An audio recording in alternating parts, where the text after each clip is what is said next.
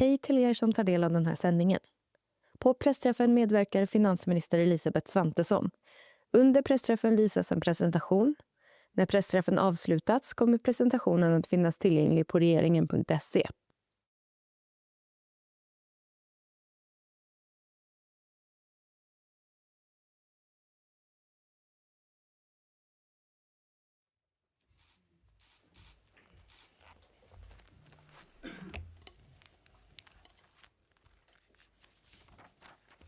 Hej och varmt välkomna till den här pressträffen. Jag ska säga några ord om det ekonomiska läget och den miljö som den här vårbudgeten läggs i. Och också självklart några av de saker som den innehåller. Och om det är någon som vill ta någon bild så håller jag i den.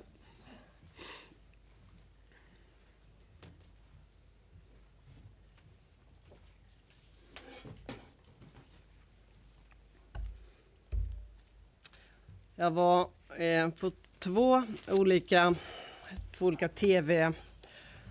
morgon-tv-soffor höll jag på så här i morse. Och då slog det mig att någon gång under förra våren så när jag var i en nyhetssändning på kvällen. Innan jag blev intervjuad så var det ett inslag om den stora älgvandringen.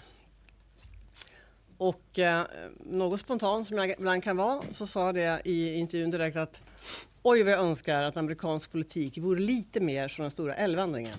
Det vill säga att det är något lugnare tempo, något mer förutsägbart. Det här senaste året, eller sedan Donald Trump klev in på scenen igen, har verkligen inneburit många svängningar minst sagt.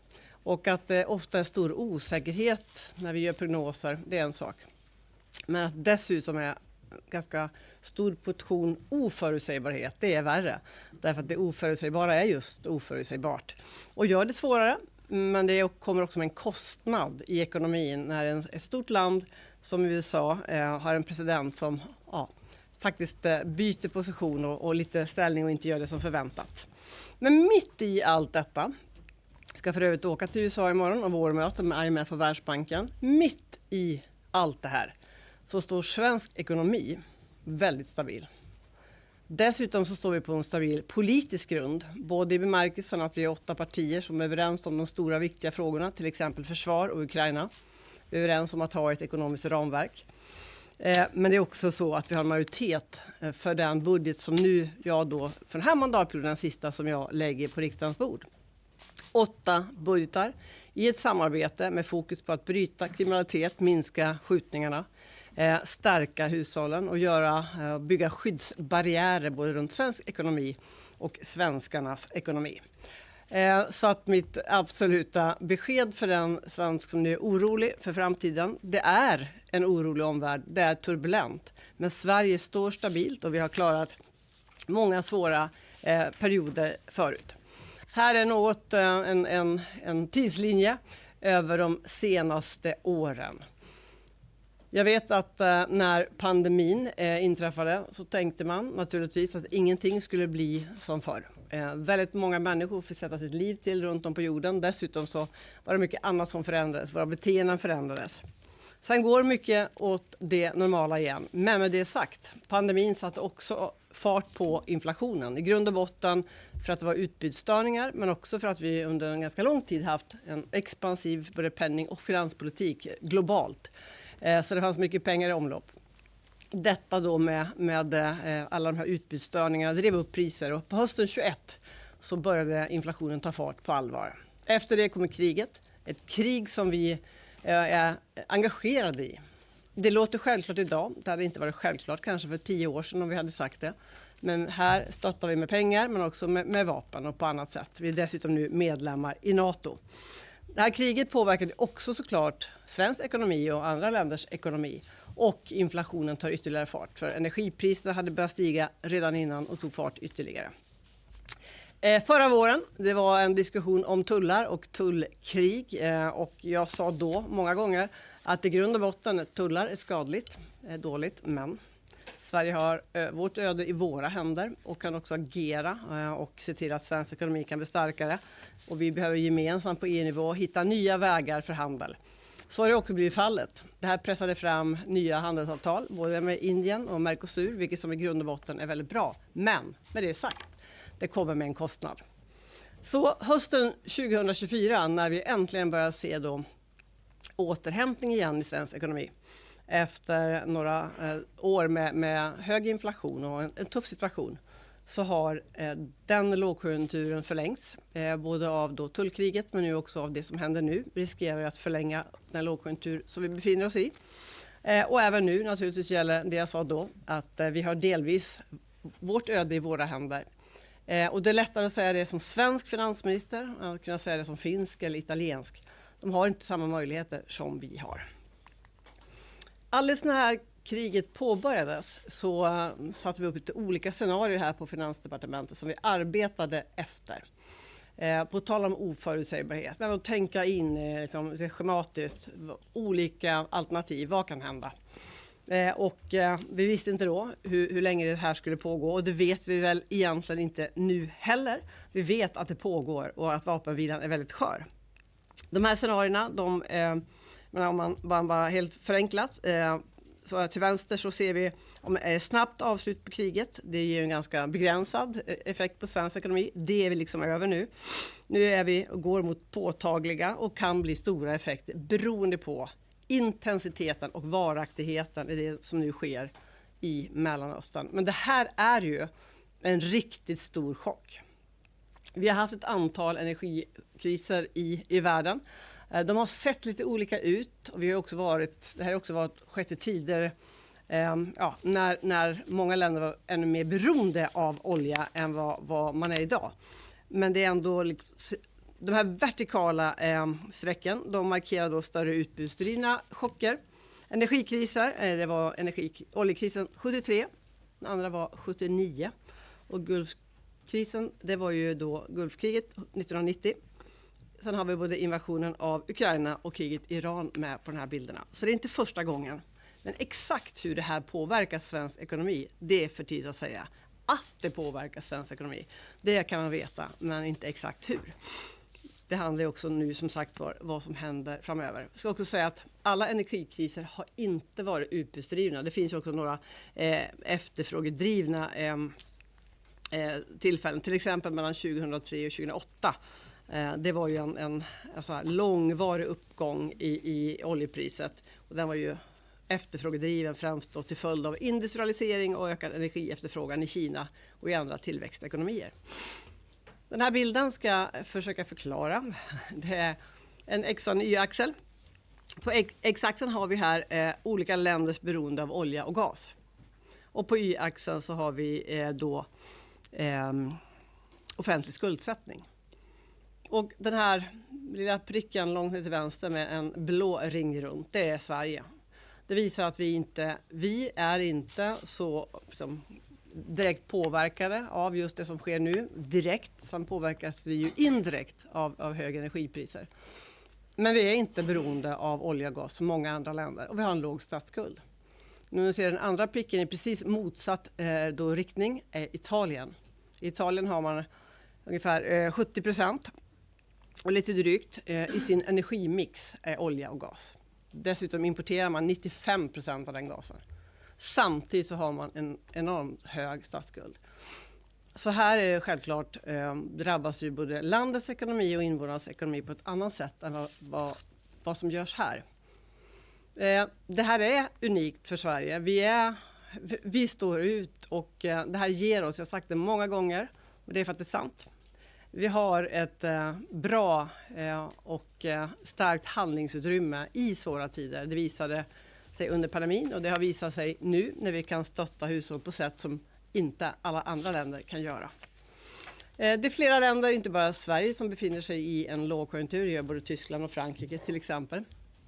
Och som ni vet, ni som har varit här ofta på mina pressträffar, är att Tyskland är ju ett land som jag och vi håller extra mycket ögonen på. Av den enkla anledningen att det är en stor ekonomi i Europa som vi har många relationer och handelsrelationer med. Som ni ser, den här ljusblåa linjen då, som är den tyska tillväxten, så har de ju legat och stampat under ganska lång tid. Man såg en svag återhämtning här under förra året, där de då innan hade haft stagnation. Men den här svaga uppåtgående trenden är väldigt bräcklig. Och det finns ju både strukturella utmaningar såklart med på tysk arbetsmarknad och tysk ekonomi. Men dessutom då ett energisystem som man faktiskt har, som ni vet, på några år ändrat. Jag brukar säga att det är Miljöpartiets klimat- och energipolitik som den tyska regeringen nu driver. Och det har inte lyckats så väl. Och därför så kan man kan ta lärdom av det. Men oavsett, Tyskland har en väldigt, väldigt tuff situation. Och det påverkar svensk ekonomi. Det är viktigt att ha med sig.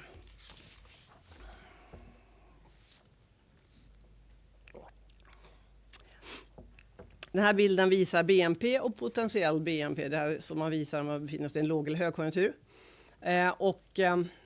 Vi såg, som jag sa, en återhämtning i slutet av 2024 som bröts av tullkriget. Men vi har också sett då en starkare återhämtning nu de senaste månaderna kan man säga. Där hushållens konsumtion faktiskt har ökat då i sex kvartal i rad. Och eftersom vår lågkonjunktur, den svenska lågkonjunkturen, handlar i mångt och mycket om just en låg inhemsk efterfrågan, så vet ni att det är därför så vi går fram med en stor expansiv budget för i år och också nu då adderar ytterligare drygt 7 miljarder för att få fart på ekonomin. För att man ska kunna känna sig trygg. Men även vår konjunktur och vår utveckling, så klart att det finns även det kan också vara skört beroende på utvecklingen i Mellanöstern. Men i grund och botten så har vi bättre grundförutsättningar än väldigt många andra länder. Vi bedömer att jämviktsarbetslösheten, vi har ju en hög arbetslöshet, det har vi haft länge, speciellt då den strukturella som har varit ett problem under lång tid. Att vi har en konjunkturell del, inte på något sätt märkligt, men den är alltid fortfarande för högt och vi måste göra ännu mer för att få ner den. Men vi ser nu med de reformer som vi har, med bidragsreform, där vi sänker skatt också på arbete 3 år i rad.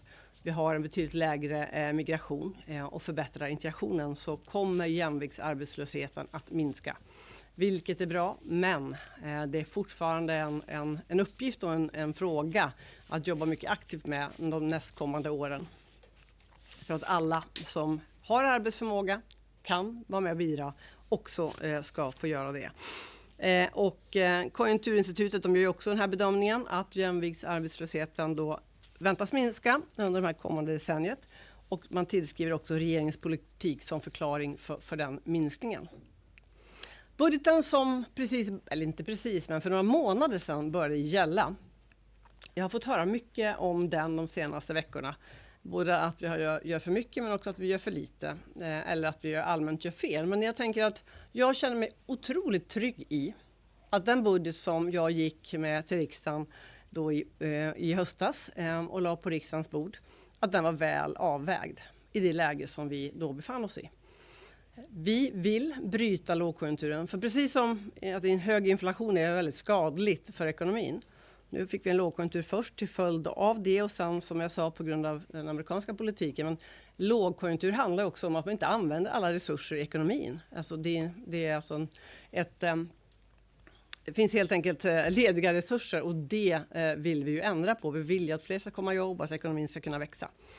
Det var därför också det var så viktigt för oss att lägga en expansiv budget med både permanenta skattesänkningar men också en hel del tillfälliga i form av konjunkturpolitik. Ska man bryta en lågkonjunktur så måste man veta vad den beror på. Den kan bero på olika saker och i det här fallet så beror den på hushållen. Så med det som då började gälla i 1 januari med skatt på arbete och pension som vi sänkte, skatt på el, också bostadsbidraget som höjdes. Tillsammans med den stora del och stora satsning som kom 1 april när matmomsen halverades. Det gör ju skillnad. Det är ju pengar ut i ekonomin som finns där att använda. En del hushåll kommer att spara en del av det. Men jag tror också att många kan känna ett visst lugn nu och att man vet att ekonomin och köpkraften kommer tillbaka och ekonomin stärks. Vi ändrade ju också, som ni vet, bolånereglerna, vilket är en lättnad för väldigt många. Och att sänka arbetsgivaravgifterna för unga gör skillnad. Och här finns en poäng, bara för den som kanske inte håller på med ekonomi varje dag. Det är ju såklart alla som sitter i det här rummet, men om någon som sitter och lyssnar vid på webben. Här finns en poäng. Varför vill vi se till att hushåll, människor får mer pengar i plånboken? Ja, vi vill att de ska handla, gå till bagaren. Att de ska klippa sig. Några av er behöver inte klippa sig. Men man klippa sig. Man kanske ska göra en resa. Man kanske behöver göra en renovering. Vi vill ju att människor ska köpa tjänster och varor av våra tjänsteföretag och våra företag. Så att de kan växa. Många av dem har ju liksom små marginaler och haft väldigt tuffa år. Det är det här handlar om, att få igång hjulen. När pengar kommer ut i ekonomin så är det inte så att de per automatik själva börjar se till att vi får tillväxt. Men när de verkar och när de arbetar så att säga och ser till att företag faktiskt får en högre efterfrågan, då sätter hjulen igång. Så att sänka kostnaden att anställa unga har ju varit en viktig del just i detta. Och så i sommar, 1 juli, så sänks också förskole- och fritidshemsavgiften. Och det tål att upprepas att en barnfamilj med 2 barn kommer att ha cirka 5 000 mer kronor i månaden i år jämfört med 2022. När det gäller fördelningen och fördelningsprofilen på våra budgetar så är det så att det är mest till de som har de lägsta inkomsterna. Det här redovisas ju också i både budgetpropositionen och nu i vårbudgeten. Då något om den budget som jag då ska gå med som omfattar ungefär 7,7 miljarder. Det är ju i förhållande till förra och förra årets vårbudgetar så är den mindre. Men det handlar ju också om att vi redan för årets budget har en väldigt stor expansivitet. Och tillsammans kommer det här göra nytta. Vi gör förstärkningar på olika områden. En fråga som jag vet har som gör skillnad för många, det är att vi nu till exempel ser till att man får fler offentligt finansierade, alltså skattebetalarna står för fler IVF-försök från 3 till ytterligare 3. Och det vet jag är en lättnad för många. Plånboken ska inte vara helt styrande för om man ska kunna göra den här typen av behandling. En mycket viktig sak för många unga och medelålders som vill ha fler barn eller skaffa familj. Vi har också ett stort vaccinationspaket för äldre. Och dessutom så ser vi till att regionerna får ett stöd, ett riktat bidrag för att kunna öka bemanningen i sommar ute i sina verksamheter. Det är en utmaning. Det handlar både om personer såklart, men det handlar också om att man behöver pengar och förstärkningar för att kunna göra just det. På skolområdet så handlar det om flera olika saker. Till exempel, det är ju så att nästan en fjärdedel av de 15-åringar som genomför den här PISA-undersökningen 2022, de nådde inte upp till den nivå för läsförståelse som ändå man menar grundläggande för fortsatt lärande. Alltså nästan en fjärdedel. Och det där är på sikt allvarligt. Vet alla vi som på olika sätt arbetar med språket. Att ha ett starkt språk, att ha en stark läsförståelse. Det handlar också väldigt mycket om att kunna växa som människa och kunna ta de utbildningar som finns och som man vill gå för att klara sig framåt. Så läsförståelse är en sån satsning. Vi ökar också läxhjälpssatsningen till exempel. För att den som inte kanske har läxhjälp hemma ska kunna få det också på skolan. Och satsningar på ingenjörsutbildningar och några andra satsningar på utbildningssystemet. Det här är viktigt. Det handlar självklart inte bara om pengar när det gäller svensk skola, men det handlar också om resurser. Men som ni vet så ser vi också till att göra lärarutbildningen mer attraktiv och höjer nivån och kvaliteten på den. Därför att det är grunden A och O om våra barn ska också få en bra skolgång. Vi fortsätter självklart att bekämpa brottslighet. Det har vi inte gett upp på, utan vi ser ju också att de mycket snabba och kraftfulla insatser vi gör för att trycka tillbaka gängkriminalitet, minska antalet skjutningar. Det är på rätt väg, men vi är inte framme. Vi måste fortsätta. Polisen får i den här budgeten också mer pengar till att stärka den tekniska förmågan. Och sen en fråga som är absolut livsavgörande. Jag brukar säga utan trygghet, ingen frihet. Det gäller såklart ute i den allmänna miljön. Men det gäller också väldigt många kvinnor som runt om i Sverige. Så många kvinnor som upplever att deras hem är en av de mest otrygga platser. Det som ska vara ens borg är inte det. Utan det är en plats för förnedring, fysisk och psykisk misshandel.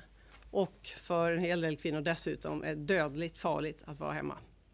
Vi gör ju en nationell satsning som ni vet, som också statsministern presenterade, och i den här budgeten så får vi också till medel just för detta. En kvinnofridssatsning. Man hade ju hoppats att det inte skulle behövas. Dessvärre gör det. Och vi kommer att fortsätta, och det är jag övertygad om att alla riksdagens partier vill fortsätta tills det inte är en enda kvinna som ska behöva dödas av en man i hennes närhet. Den budget som vi lägger, den sänker utsläppen. Vi gör en stor satsning på ungefär 500 miljoner till myndigheter för inköp av fossilfria drivmedel. Det kommer vara ett effektivt sätt att minska utsläppen. Vi förstärker också elbilspremien och har redan fått ökat tryck och intresse. Och dessutom, som ni vet, så tillfälligt inför vi sänkt skatt på drivmedel under några månader. Och också ett el- och gasstöd i ljuset då av det som nu sker i Mellanöstern. Då kan man tänka, ja men går inte det här, inte helt en målkonflikt och går precis mot varandra. Att vi under en kort tid sänker skatt på drivmedel, det är inte någon allmän rea, utan priserna har stigit på drivmedel sedan kriget i Mellanöstern. Skulle det förvärras, utvecklingen blir ännu värre, såklart, då får vi också återkomma till fler typer av åtgärder. Men att stötta hushållen samtidigt som vi också ser till att göra oss mindre beroende av olja till exempel. Det går alltså att göra båda sakerna samtidigt, och Sverige är ett föredöme på många sätt på det här området. Så, ett par bilder kvar. Det här jobbet är ju något av det roligaste jag brukar säga som jag någonsin har haft, och det svåraste. Jag hoppas att jag får fortsätta både 4 och 8 år till. Och det som man verkligen känner, det är 2 saker. Otrolig stolthet och tacksamhet över den stabilitet som vi har. Så här år som vi har gått igenom nu, där blir det ännu tydligare. Allt från att vi har stabilitet när det gäller viktiga frågor i riksdagen, för vi har stabilitet när det gäller Ukraina-stödet. Helt enig riksdag som bygger starkt försvar. Och det där ska man inte underskatta betydelsen av. Och vi har också väldigt goda förutsättningar nu för att göra rätt saker. Och för mig är det ganska enkelt att höja skatter i det här läget, som de många partier på andra sidan vill göra, är alltså inte vägen för att få ökad tillväxt. Höjer vi skatt på arbete och företagande, så är det inte så att fler kommer att jobba, fler jobb kommer att skapas. Men vi har goda förutsättningar både med våra finanser, med vår energiförsörjning. 98% av vår el som produceras är alltså fossilfri. Vi har en hög produktivitet som ska bli ännu bättre, men vi ligger högt i EU och vi är ett av EUs mest innovativa länder. Och framåt då, när vi tittar framåt, våra 4 partier men också jag som finansminister, så är jag hela tiden beredd att göra ytterligare åtgärder utifrån det ekonomiska läget som kommer att vara om ett halvår och ett år. Och på tal om oförutsägbarheten, så vet vi inte exakt hur läget ser ut då, men vi vet att vi har 36% skuld av BNP. Och jag hör just nu att en del försöker hävda, och speciellt märkligt blir det såklart när Socialdemokraterna gör det, eftersom de har samma satsningar ungefär och samma underskott, att skulden nu skulle dra iväg. Den är alltså 36% av BNP. Och jag kan bara notera att när Magdalena Andersson slutade som finansminister 2021 så var den 37%. Så den har alltså legat i princip still. Och den kommer att öka något åren framöver. För våra 8 partier är ju överens om att tillfälligt också finansiera försvarsutbyggnaden med lån. Men vi ska tillbaka, och det är min absolut starka med bestämdhet, att vi ska tillbaka till balans, precis som vi också är överens om. Och det ska inte ske genom högre skatter, utan det ska ske genom omprioriteringar, och det ska ske genom att vi ser till att vi gör rätt sak, en sak i taget, värna finanserna, bygga tillväxt och stärka då hushållens köpkraft. Planen för åren framåt handlar om att fortsätta värna finanserna, som jag sa, att ansträngning alltid ska löna sig. Det ska löna sig att ha pluggat, att jobba. Det ska löna sig att driva företag. Det är bara det som har byggt Sverige starkt i grunden, och det är det som kommer att bygga Sverige starkt. Att fler kan leva på sin lön, och därför behövs också fler jobb och en ännu bättre och mer konkurrenskraftig jordmån för företag i Sverige. Det här kräver skyddsbarriärer, att bygga tillväxt, att stärka människor. Det kräver just det som vi just nu också har. Vi har skyddsbarriärer runt vår ekonomi. Och vi vill fortsätta bygga skyddsbarriärer runt människors ekonomi. Och det handlar inte om någon slags... handlar helt enkelt bara om att använda den styrkan vi har för att skapa trygghet och säkerhet. Att göra rätt saker för skattepengarna. Att se till att människor får behålla mer av det de har tjänat. Det är rättvist, men det är också strukturellt riktigt. Och sen våga prioritera. Det har vi gjort under de här åren och de 2 första åren. När jag höll tillbaka, det var återhållsamma budgetar, så fick vi kritik för det. Men det var ju för att inflationen bara var tvungen att komma ner. Och nu är den nere. Och det ska vi också se till att den inte kommer upp på de nivåerna igen. Så, sista bilden. Sverigedemokraterna och regeringspartierna, vi är överens om att nästa mandatperiod så ska nya större reformer, de ska i huvudsak vara finansierade. Det är många som har sett rubriken på vad jag har sagt och inte sagt, men det är precis det här som jag säger. Att väldigt mycket av framtidens reformutrymme är intecknat i viktiga investeringar i försvaret, i infrastruktur och till exempel i rättsväsendet. Viktiga reformer som både gör Sverige starkare och tryggare men också skapar fler jobb. Så att vi är överens om att vi inte ska höja skatter för att lösa framtidens problem. Jag vet, jag har sagt det tidigare, det är lata regeringar som höjer skatter så fort de ska lösa ett problem istället för att prioritera. Vi har prioriterat och vi kommer att fortsätta att göra det. Och så viktigt med den sista punkten, att vi fortsätter jobba mot att fler kan arbeta. Tillväxt kommer genom ökad produktivitet och fler arbetade timmar. Och det fokuserar vi på, har vi gjort under den här mandatperioden och kommer att fokusera på nästkommande 4 år. Så med det, den här budgeten ska läggas på riksdagens bord här bara om några timmar. Vi ska debattera den. Och jag kommer få många argument från andra sidan såklart. En del kloka, en del som jag inte kommer att hålla med om. Så, det var det. 8:e budgeten och majoritet. Även för den här. Det kan låta som en självklarhet nu för tiden. Men det vet vi ju som har varit med ett tag att det verkligen inte är. Tack. Då öppnar vi upp för frågor och kan börja med Ekot här framme. Precis. Vad talar för att regeringens bedömning av ekonomin står sig? Du talar ju om omvärldsläget som kanske till och med har förvärrats sen sist. Och vad får det för konsekvenser, tänker du? Ja, eller vad gör du för reflektion kring konsekvenserna om ni har gjort en felbedömning? Ja, det är nog få jobb som är så svåra just nu som att vara prognosmakare på olika regeringskanslier runt om i Europa eller centralbanker och många andra. Därför att just att omvärlden är så oförutsägbar och så en stor osäkerhet. Man kan väl säga vi kommer ju följa utvecklingen väldigt noga såklart och se om hur det blir. Och är det så att det här blir en större kris med större utmaningar och problem både för svensk ekonomi och svenskarnas ekonomi så har vi ju handlingsrätt att återkomma och göra mer om vi märker att konjunkturen till exempel nu på grund av det som händer skulle fördjupas eller förlängas. Så att vi har ju den handlingskraften som betyder svårare för italienska parlamentet eller italienska regeringen till exempel. Men vi har inte så många nya utfall än sedan vi gjorde prognosen. Det kommer ju att komma. Vi kommer att göra en ny prognos. Återkommer om det behövs med mer insatser. Men den budget vi la för i år tillsammans med den här ger ju en väldigt bra förutsättning för liksom, att kunna att återhämtningen ska kunna fortsätta även om det kan bli lite hack i kurvan att den kan kanske gå lite mer långsamt. Närmar du inte gränsen för hur mycket man kan låna snart då, i och för sig? Alltså, vi är ju ett av de länder i Europa som har allra lägst statsskuld. Det är ändå viktigt att komma ihåg, 36%. Det menar är antagligen då också underskottet. Drygt halva underskottet beror ju på Ukraina och på försvarsutgifterna. Så vi fortfarande har vi marginal kvar till den här 3% till exempel som är i EUs nivå. Eller inte 3% av skuld men underskott. Men i grund och botten, det är för tider som de här. När världen är som den är, när ledarskapet runt jorden är som det är, tyvärr, som vi ska använda styrkan.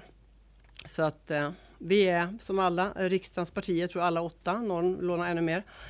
Vi vet att i lågkonjunktur lånar vi för att få fart och sen ska vi se till att spara ladorna igen för nästa kris. Vad skulle framförallt behövas tror du om det är nu så att den håller i sig och att det påverkar företagen mer än vad ni räknat med? Vad är ditt triumfkort och när kommer det? Men triumfkortet i sig är ju att vi har så starka statsfinanser. Exakt vad som... Det har gått, 6 veckor har gått nu. Sen kriget i Mellanöstern satte fart. Vi vet inte, det är en vapenvila som är skör. Vi vet inte. Om 1-2 veckor vet vi antagligen lite mer. Men när vi vet exakt utvecklingen, då kan man också säga vad som krävs och vad som behöver göras. När vi vet mer av hur det påverkar svensk ekonomi. Det är tidigt än. Det ena vi med säkerhet vet är att det här får konsekvenser. Även om allt blir bra imorgon, så det är fortfarande så att energipriserna uppdrivna. Det finns en utbudschock. Hur stor den då kommer att vara. Slutar här imorgon så är den mindre än om den fortsätter längre fram. Så det är för tidigt att säga. Man kan känna sig lugn med bara det att det finns möjligheter för oss förhållande till många andra länder. Tack, då kan vi ta TT längst fram. Jo, jag undrar om den här bensin- och dieselskattesänkningen då. Den kostar 1,64 miljarder, men enligt era egna beräkningar så ger det en besparing under hela den här 5-månadersperioden på 120 kronor för en normal dieselbilist så att säga. Och 230 kronor för en bensindieselbilist. Är det klokt att lägga så mycket pengar när det ger förhållandevis liten utdelning för den enskilda?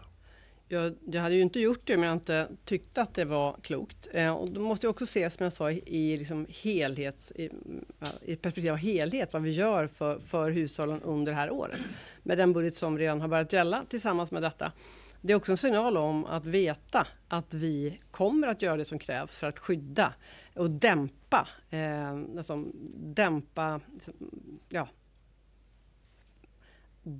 smällen helt enkelt för hushållen. Man kommer att påverkas av det som sker nu, men vi kommer också att inte helt skydda, det kommer inte att gå, men vi kommer att skydda och underlätta. Och det är också viktigt att skicka den signalen, både att göra men också skicka signalen och veta att svensk ekonomi är stark. Mm.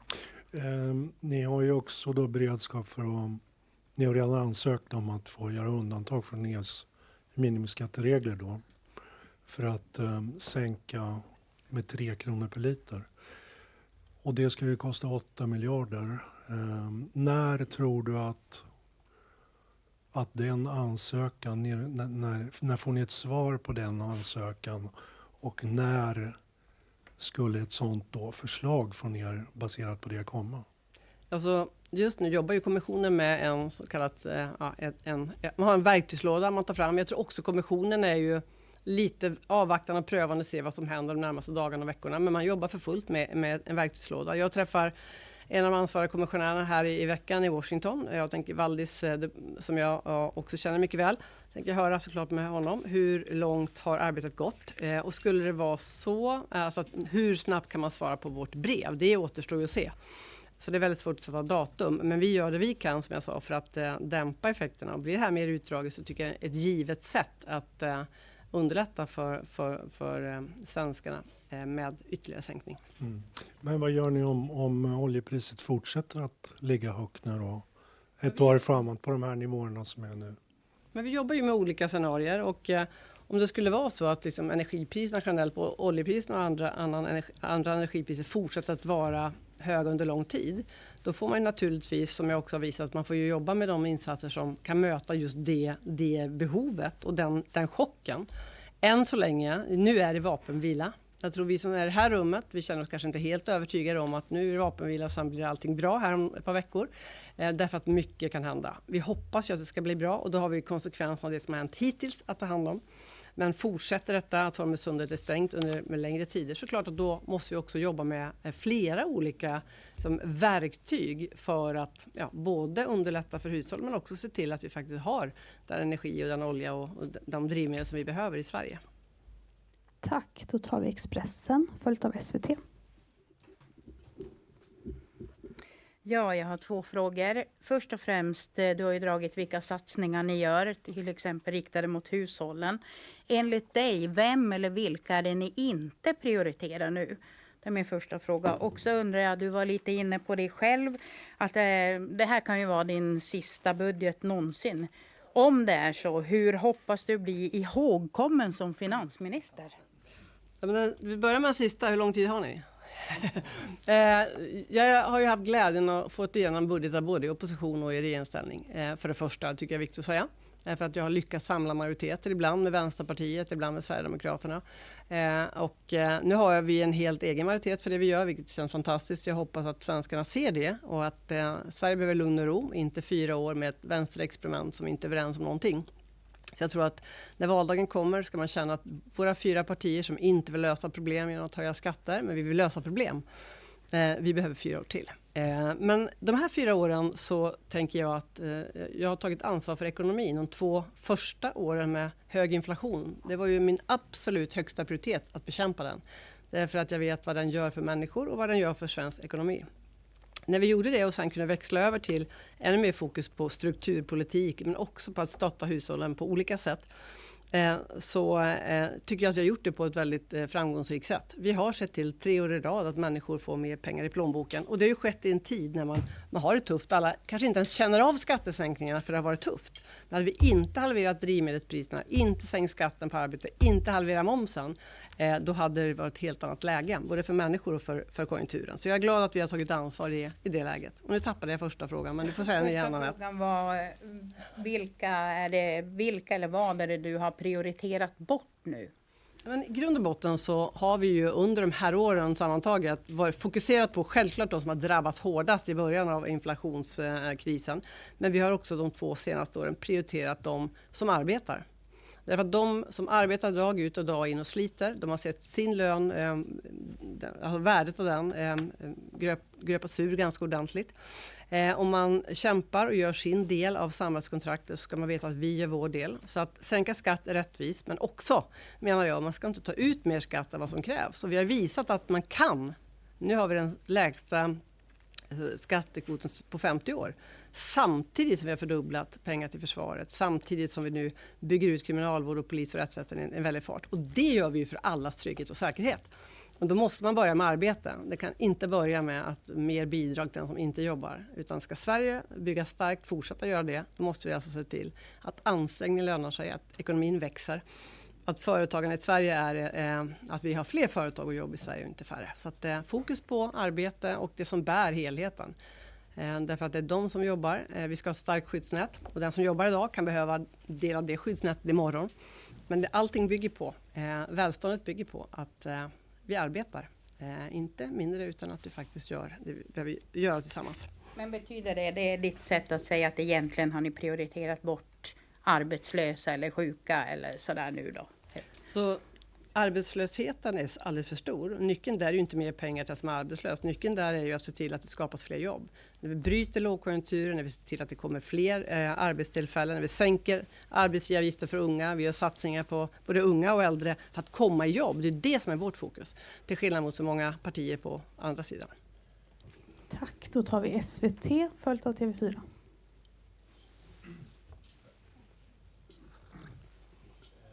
Ja, du har ju sagt att reformutrymmet för nästa mandatperiod i princip är slut. Ändå så lägger ni fram en budget här nu med flera ofinansierade satsningar.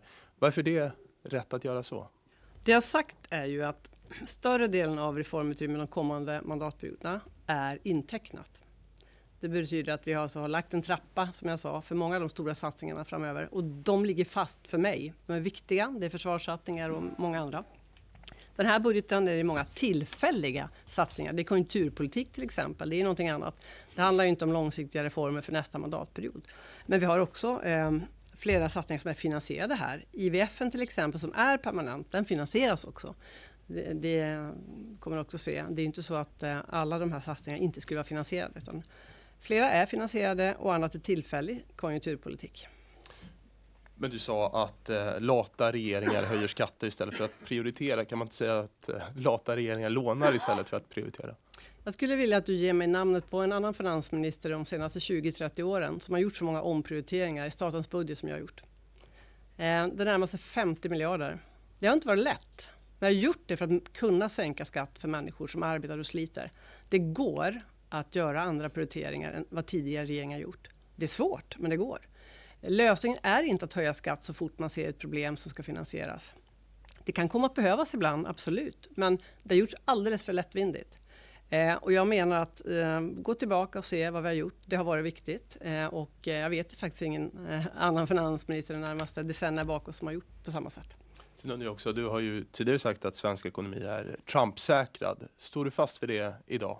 Absolut. Och vad jag menar med det betyder ju helt enkelt att Sverige, som jag sagt, till förhållande till väldigt många andra länder står stabilt och säkert därför att vi har starka statsfinanser. Det är inte många länder i Europa till exempel som kan uppvisa en statsskuld på runt 36% av BNP i det här läget. Just nu kämpar mina kollegor med redan höga statsskulder och dessutom bygger de nu också, inte lika snabbt som vi gör, men försvarsförmåga. Det kommer innebära enorma skuldnivåer och det är jag oroad för på riktigt, som jag är oroad för Tysklands tillväxt. Vi riskerar att ha längre fram en global skuldkris när så många länder bygger upp. Men vi är Trump-säkrade i bemärkelsen att vi har mycket av vårt öde i våra händer. Jag och ni kan inte påverka, och kanske påverka, men jag är inte säker, vad Trump gör imorgon. Men jag kan göra det jag kan för att bygga och fortsätta bygga stark ekonomi och bygga stark försvar och trygghet såklart. Så att ja, vi är Trump-säkrade i den bemärkelsen. Tack, då tar vi TV4 längst bak. En fråga först om den här överenskommelsen som ni har kommit överens om med 3 punkter som du visade här på slutet. Ursäkta. Första punkten är om att ni i huvudsak, skriver ni, ska ha finansierade förslag. Betyder det alltså att ni kan låna upp en viss andel? Det är första frågan. Men alltså, det är ju en viktig inriktning. Varken du eller jag eller någon annan vet exakt vad som kommer hända de närmaste åren. Men hela vår inriktning är att alla reformer som ska, alla vallöften och reformer man vill genomföra måste vara finansierade. Sen kan ju världen, det är någonting jag har lärt mig, det kan hända mycket. Men i huvudsak ska de vara det. Och det är ganska självklart. Sen vi har ju också ett ramverk att förhålla oss till. Så att det kommer ju vara så att det mesta måste vara finansierat. Så det är inte så konstigt egentligen. Men att säga att allt ska vara det är ju, vore inte klokt att säga. Därför att så kanske det inte kan vara. Men om det är 80-90% av våra reformer, eller 98%, det får man återkomma till beroende på vad som händer i världen. Det är egentligen det som i huvudsak understryker. Den andra frågan gäller klimatet. Känner du dig trygg med att den här budgeten sänker utsläppen? Jag tyckte jag såg det i förbifarten där, med tanke på att ni sänker skatten för fossila drivmedel samtidigt som man ser att ni drar ner på exempelvis klimatinvesteringar, klimatpremier, driftstöd för bio-CCS. Så hur sänks utsläppen av den här budgeten? En viktig del av det är just den här satsningen vi gör mot myndigheter och ökar inblandningen. Staten står för den inblandningen som i sig, staten har många fordon och där då utsläppen kommer att minska betydligt. Dessutom så elbilspremien förstärker vi ju, och det har vi också sett nu att det redan är fler som då ställer sig i kö för just den premien, och det är framförallt elbilspremier för de som bor på landsbygd. Och bedömningen är att detta sänker utsläppen mer än, netto, mer än vad de ökar helt enkelt. Det är några månader också, ska man komma ihåg, som det sänker drivmedelsskatten. Men en fråga då om, du säger att staten har många fordon. Ja, det är väl framförallt då Polismyndigheten, till viss mån kriminalvården, Försvarsmakten. De bör väl köra på bränslen som håller även när det blir ruskigt kallt? Även de har ju budgetrestriktioner, på att säga, så att det vi gör är att underlätta och att de också ska nu använda det drivmedel som släpper ut mindre, har lägre utsläpp. Det är inte konstigare än så. Tack, då kan vi ta dagens ETC. Ja, ni vill bli majoritetsägare i Vidberg Kraft. Skulle Vattenfall inte bygga nya reaktorer annars? Det handlar ju om, och vi har sagt redan från början, det handlar också om att vara med som en garant, både den här riskdelningsmodellen och det här bolaget, att vara med som en garant från statens sida i någonting som inte har gjorts på väldigt länge i Sverige, nämligen att bygga ny kärnkraft. Jag tror att det här är bra både från statens sida med kontroll, men det också skapar stabilitet för Vattenfall, att staten är med som ägare. Och hur ser du, med tanke på att ni satsar betydligt mer på sänkta bränsleskatter än stöd till elbilar, hur ser du på risken att de som får hjälp på traven att fortsätta köra fossilbil hamnar i en sämre sits längre fram?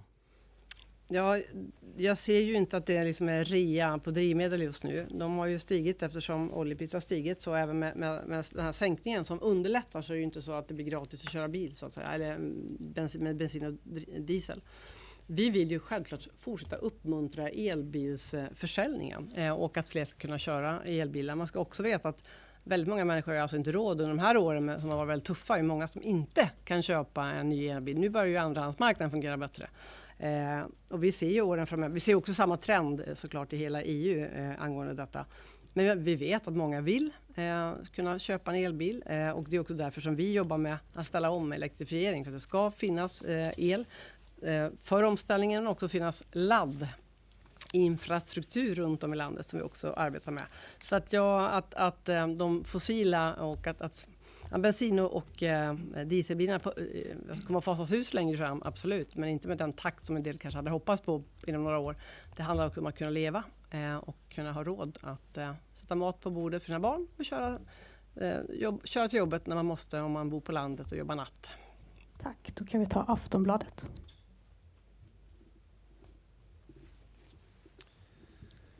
Ja, 2022 sa Ulf Kristersson att CCS är framtiden. Nu drar ni ner 330 miljoner på den här satsningarna. Varför då? Och ser man på klimatområdet där så är det ju flera områden ni minskar med hundratals miljoner på klimatsidan.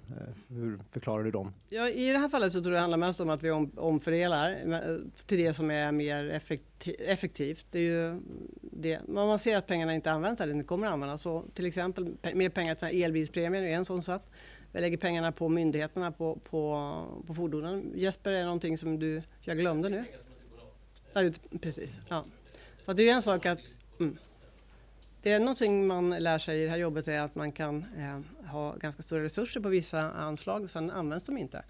Och det är dumt. Då är det bättre att lägga dem på det som kommer att användas, i det här fallet då statliga, alltså fordon i statens ägo.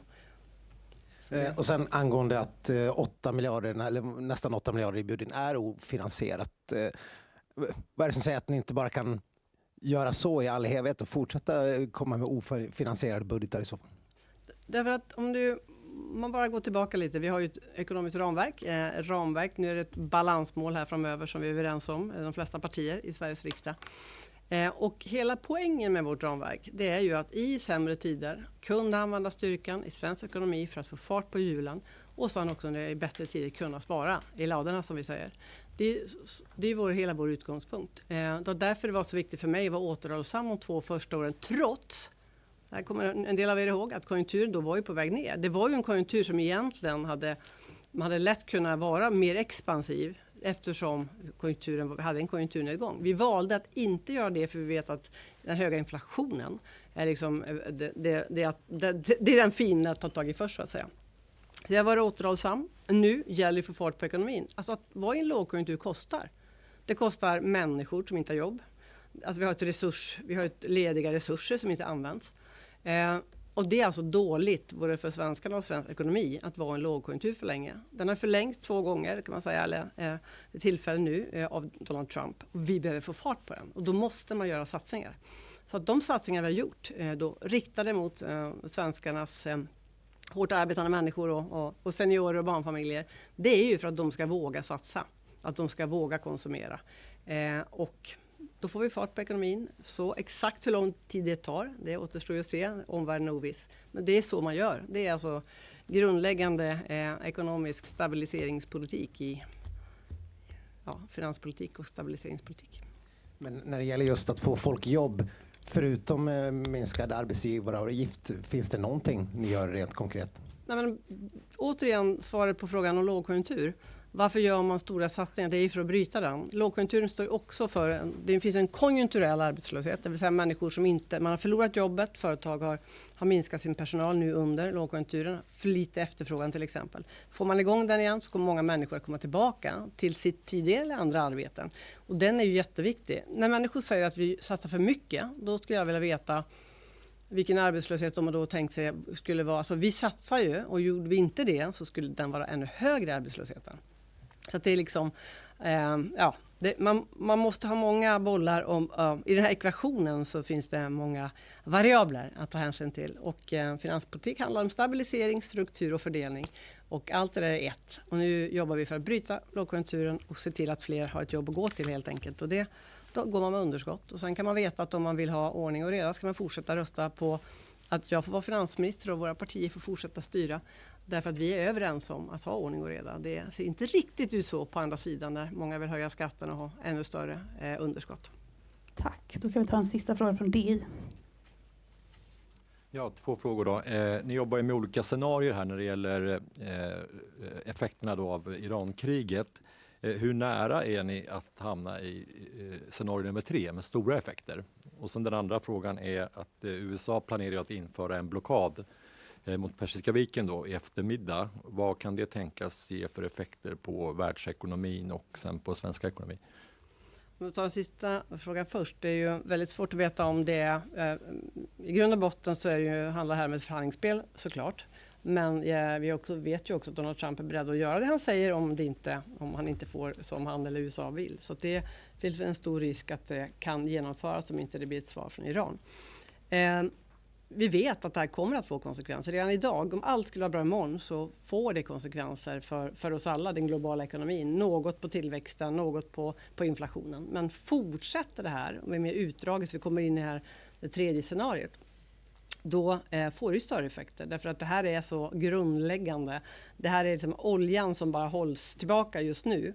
Påverkar så många länders ekonomier. I närområdet men också i hela världen eftersom också energipriserna bestäms utifrån. Jag menar, är det en utbudsproblematik med en brist så kommer priserna fortsätta öka.